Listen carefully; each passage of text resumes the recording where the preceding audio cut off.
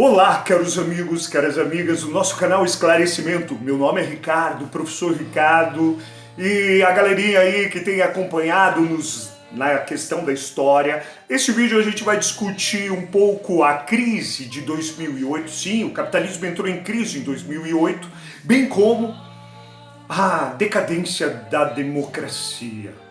Para a gente começar a entender essa parada toda, o que nós precisamos? Primeiro vamos recobrar um pouco como que o mundo surge a partir da a Segunda Guerra Mundial. Em 1945 acaba tudo, o nazismo vai pro saco, graças à luta de muitos e de Deus, segundo alguns, nós saímos ali e temos duas potências vitoriosas. Sim, de um lado, aqui na minha esquerda, estava lá o stalinismo, o socialismo, o Estado planificado dentro da economia, o fim das propriedades de meios de produções privados. Portanto, de um lado havia o socialismo, em que o indivíduo não existia, só existia a coletividade. Portanto, era reservado, sim, naquele momento havia o direito aos bens pessoais. Você poderia ter a sua casa, o seu carro, mas você não poderia ter duas casas e dois carros. Você não poderia ter uma fábrica, você não poderia ter um latifúndio. Portanto, tudo era coletivizado. Uma coisa são os meios de produção, outras coisas são os meios privados.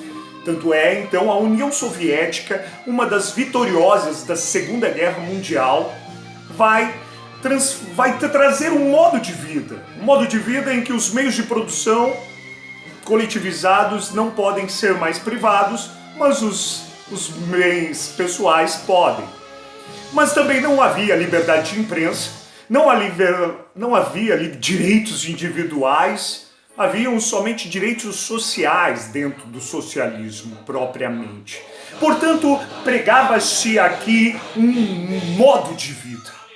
Do outro lado, também vitoriosa após a Segunda Guerra Mundial, os Estados Unidos, representado pela sua visão de um capitalismo em que revoca lá a Constituição ou a Revolução Francesa, que pregava a ideia dos direitos individuais. Você pode pensar, você pode se expressar, você pode empreender, você pode usar da sua liberdade e acumular o quanto puder os meios de produção individuais.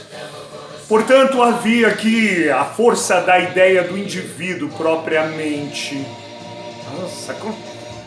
Então havia aqui duas visões de mundo distintas. O capitalismo pregando a ideia de individualidade e, juntamente com o capitalismo, em oposição ao socialismo, a ideia de democracia.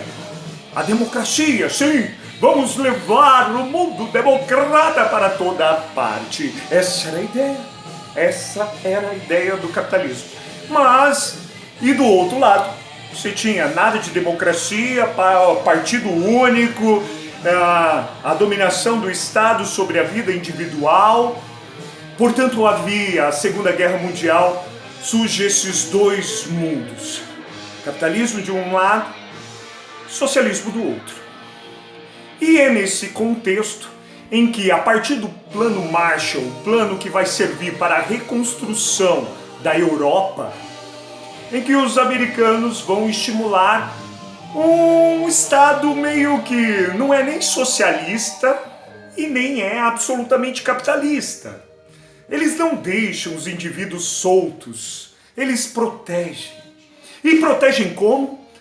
O estado de bem-estar social que é criado pela ordem capitalista, que mantém a liberdade, a livre iniciativa, o empreendimento, mas é um capitalismo regulado pelo Estado, porque esse Estado vai regular o capital, não deixando com que ele faça o que ele quiser, como era anteriormente, lá no século XIX, praticamente.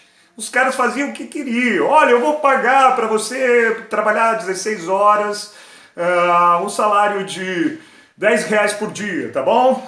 Ah, não tá bom? Então arruma outro.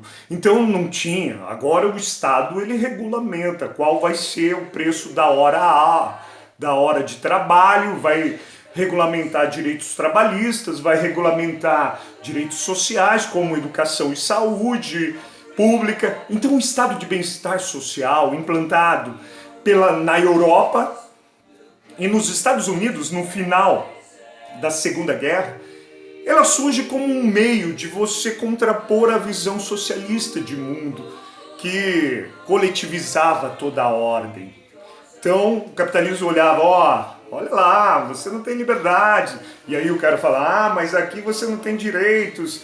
Então o capitalismo cria o estado de bem-estar social. Você vai ter direitos sociais, trabalhistas, previdenciários, você vai poder se aposentar no final das contas, coisas que estavam lá presentes nos mundos socialistas.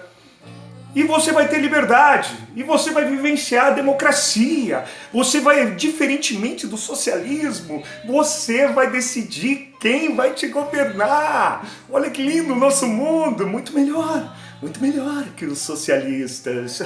Sim, então o estado de bem-estar social foi uma grande medida tomada pelo capitalismo da época para você contrapor esse mundo bipolar que vivia competindo pelo melhor modo de vida, socialista ou capitalista. E aí os capitalistas criaram o mundo keynesiano, dizem aí, porque Keynes foi o grande detentor dessas ideias de que o Estado ele não pode ser absolutamente liberal, como era o capitalismo até o século XIX, ele tem que ter alguns direitos sociais, porque senão os socialistas vão acabar tomando a consciência dos caras por meio desses partidinhos e tal, né? Do qual até eu faço parte. Bom, mas diante disso, diante dessa polarização, o mundo estava lá posto, uma luta pelos modos de vida. E esse mundo foi legal, o estado de bem-estar social implantado pelo capitalismo foi, num primeiro momento, nos primeiros 30 anos, de 1945 a 1970, a meados da década de 70, foi uma maravilha. Você engrossou o caldo da classe média, você diminuiu a miséria, você diminuiu a desigualdade. Então o capitalismo ali estava meio humanizado, porque você tinha do outro lado um socialismo sempre pondo na cabeça das pessoas, será mesmo que o modo capitalista de mundo é o melhor mundo? É o melhor modo de se viver? Então, eu tenho que fazer média, eu tenho que dar direitos sociais, e isso o capitalismo fez. Aqui, falando na Europa e nos Estados Unidos, porque o resto do mundo estava lá em pandareco também. Poucos direitos. No Brasil mesmo, isso só vai acontecer com Vargas, né, que já vai começar a dar algum direito trabalhista para a galera. Mas ali se intensifica. O estado de bem-estar social foi positivo, ele foi democrático, concedendo às pessoas liberdades de decidir e ao mesmo tempo direitos sociais, trabalhistas, previdenciários, de saúde e educação. Inclusive agora, nesse momento de pandemia, o SUS, que a gente mete o pau nele, né, ele é uma herança do estado de bem-estar social, que os caras estão querendo destruir, e ele está sendo fundamental para que a nossa tragédia não seja ainda maior. Bom, diante disso, estava lá, degladiando capitalismo, socialismo, capitalismo, socialismo, capitalismo, socialismo, estado de bem-estar social, que equilibrava os dois, mas que mantinha a ordem capitalista dentro dessa ordem. Diante disso, isso foi muito bem. A partir de meados dos anos 70, houve uma queda dos lucros das grandes empresas. E houve também a crise do petróleo. E aí os capitalistas, cara, tá duro de manter esse estado de bem-estar social. Vamos destruir essa coisa aí. Vamos aumentar o nosso lucro. Como? Bom, a gente vai começar a abocanhar aquilo que o estado de bem-estar social começa. E isso começa na escola de Chicago, com Milton Friedman, vai dizer, olha, o Estado não tem que se meter na economia. Portanto, vamos pegar todas as empresas do Estado e entregar para o setor privado. Essa era a teoria, basicamente, do neoliberalismo. E eles vão fazer o primeiro laboratório, lembrando que, embora o capitalismo norte-americano pregasse sobre a ideia de democracia, mas a democracia era bastante cínica para eles. Sim, para começar no seu próprio regime interno. No seu próprio regime interno, nós vemos lá que para você, que um presidente norte-americano não é eleito pelo voto popular. Ele é eleito pelo colégio de delegados, ou seja, alguém pode ganhar no voto popular, como foi na última eleição, a Hillary Clinton acabou ganhando no voto popular, mas ela não levou. Por quê? Voto popular quer dizer, a maioria da população votou nela. 3 milhões de votos a mais do que o Trump. Mas o Trump foi eleito. Por quê? Porque os delegados, são os colégios de delegados. Os votos nos Estados Unidos não são democráticos. Quer dizer, olha, um voto de um estado vale menos do que o de outro estado. Isso não é muito legal. Isso não é muito democrático. E a própria história interna dos americanos revela que as leis de Jim Crow, que separava negros e brancos, que diziam uma democracia, o que é? Liberdade e oportunidade para todos. Mas os próprios norte-americanos, que se diziam o berço da democracia, cerceava a liberdade para os negros. Portanto, a democracia para os Estados Unidos sempre foi um momento à la carte. Agora eu quero, agora eu não quero. Então, é basicamente isso. O socialismo não. O socialismo nunca lidou com a democracia. A vontade do partido aqui. Não vem com essa conversa porque você não tem liberdades individuais aqui. Portanto, havia uma visão mais clara sobre o que, aqui não tem democracia. Enquanto que o capitalismo falava, aqui tem democracia. Mas era uma democracia cínica. Tanto é cínica que em 1973, 11 de setembro, os americanos apoiam um golpe e põem uma ditadura no Chile. Havia um governo socialista que tinha sido eleito democraticamente, mas que foi deposto para implantar o neoliberalismo.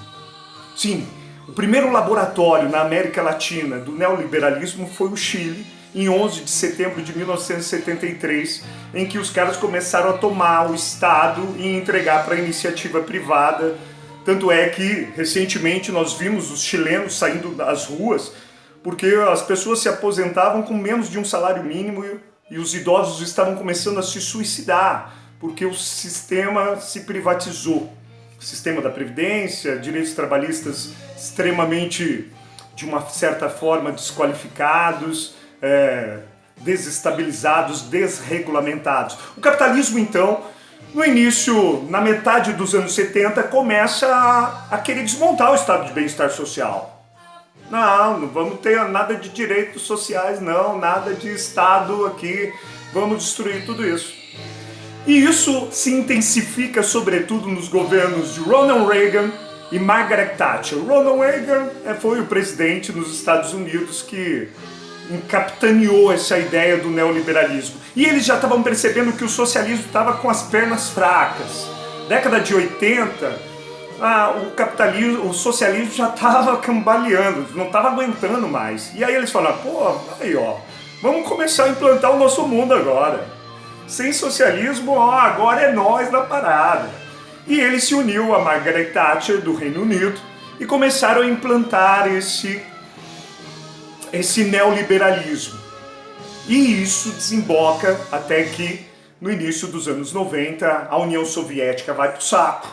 E agora o que sobra é só a visão capitalista, e uma visão capitalista que não precisa mais fazer média com o estado de bem-estar social.